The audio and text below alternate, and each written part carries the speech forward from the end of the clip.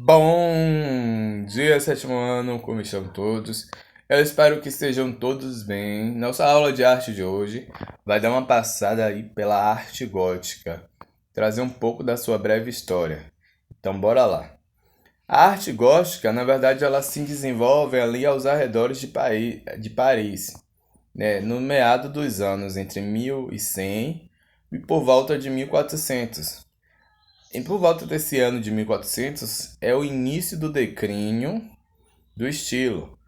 O termo gótico passou a ser empregado para se referir a um estilo que acreditava-se, né, na época ser descendente dos godos, né, um povo que ocupou ali o norte da Europa, e posteriormente essa teoria foi questionada, pois descobriram que os elementos que mostram, né, as origens góticas eram diversificadas do seu supostos, né, povos de origem, digamos assim, embora tenha realmente surgido na área ao norte da Europa.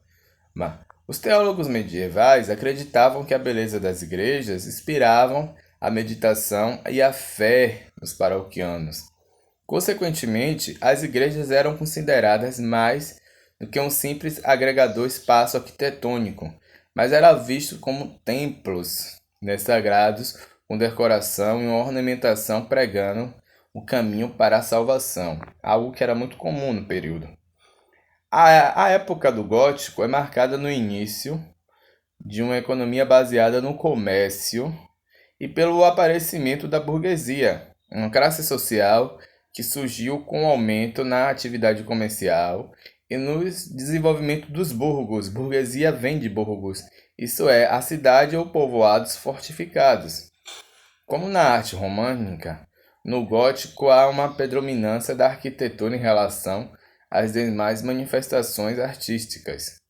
Vou falar nisso, vamos para agora a arquitetura gótica. A arquitetura gótica, ela apresenta características distintas, principalmente nas igrejas. O traço mais distinto da arquitetura gótica é o arco ogival, né? Que não é tão forte estruturalmente quanto o arco da arquitetura românica, mas permitiu construir vãos e verticalizados que davam a sensação de grandeza e leveza. Assim, a gente pode datar várias catedrais, inclusive a Catedral de Notre Dame, mas precisamente ali na França. Essa- E por sinal, a Catedral de Notre Dame, há pouco tempo, ela acabou pegando fogo. Existiu até uma vaquinha aí na internet, não só na internet, mas também algumas pessoas que são abastardas financeiramente acabaram doando para a reconstrução da catedral. A Catedral de Notre Dame, ali mais precisamente na França, o acesso principal da catedral traz um arco ogival, inclusive tem isso aí no módulo de vocês. O arco ogival que eu falei que é muito comum na arquitetura gótica, né? Os arcos ogivais davam maior dimensão às naves centrais e laterais, né, dessas catedrais, que são formadas pela junção de dois segmentos de círculos. Eram capazes de deixar as colunas mais esbeltas sem colocar em perigo a estabilidade da estrutura, né? Outra vantagem da ogiva é que, por ser alongar e projetar ao alto, ajudava a conferir mais a verticalidade das construções, que davam a impressão de que estava se aproximando do divino, um elemento fundamental para a arquitetura religiosa e principalmente para a arquitetura gótica. Além dos arcos, existem outros elementos que diferenciam a arte gótica da românica. Na fachada principal das igrejas góticas, há três grandes portais de acesso, enquanto na igreja românica apenas um. Cada um dos portais de acesso é uma das naves principais, o meio, a principal que é a do meio, e as duas são laterais. Além disso, acima do portal central, né, em um tímpano, pode haver uma grande janela. E acima desta, outra janela redonda, maior que a primeira, chamada de rosácea. A rosácea é um dos elementos mais marcantes da arquitetura gótica. Quase todas as igrejas construídas nesse estilo apresentam elementos que possibilitam a grande entrada de luz. A bomborda e nervura também se tornou uma marca do gótico. As nervuras, além de atribuir o realce ao arco ogival, funcionavam como elementos estruturais de arcos, né? De modo que as nervuras eram arremetadas por um feixe de coluna, dando sustentação às naves. Os tetos elevados que conferiam sentido da verticalidade eram decorados, né, com nervuras, conforme mostram as imagens aí da Catedral de Notre-Dame de Chartres. Os pilares apoiavam e permitiam, né, a construção de paredes finas com diversas aberturas preenchidas de vidro, né, coloridos, trabalhos chamados de vitrais.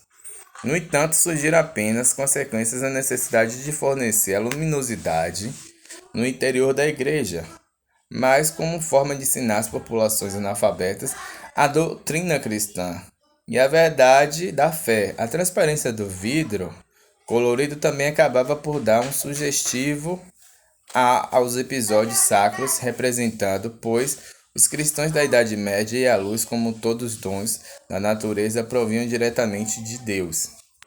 Agora eu vou falar um pouco de cada característica que tem e é marcante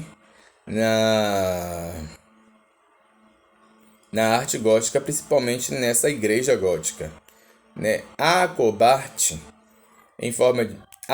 ela é em forma de meio e serve de apoio externo para as paredes e as abordas.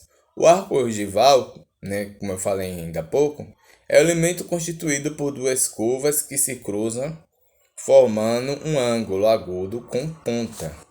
O contraforte apoia a aborbarte, dando uma sustentação às paredes e ao peso excessivo das abobordas.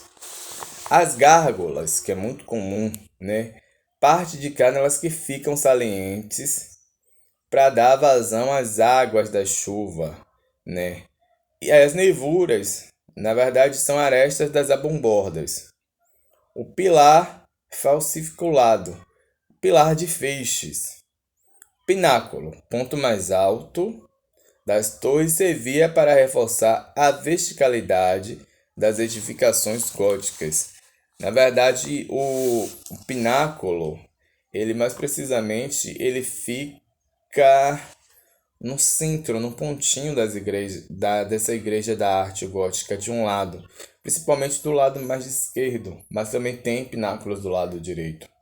Mas é muito comum o pináculo, tá sempre isso, desse lado. O vitral nada mais é do que a vidraça formada por pedaços de vidros que se combinam formando desenhos. Nave, espaços na igreja desde a entrada até o santuário, entre fileiras e colunas que sustentam a borborda. A rosácea é um vitral da igreja, característico do estilo gótico, cuja se forma a semelhança de uma flor, né? Mas vale lembrar que não deixa de ser um vitral, ele também é um vitral, sabe? Mas é um vitral em forma de flor, e é um vitral colorido, com pedaços de vidro, né? E dá essa questão, como eu falei ainda há pouco, essa questão de divindade dentro das igrejas, principalmente nos momentos de pregação. Tá bom? Qualquer dúvida sobre a aula de hoje é só perguntar. Tchau, tchau. Forte abraço.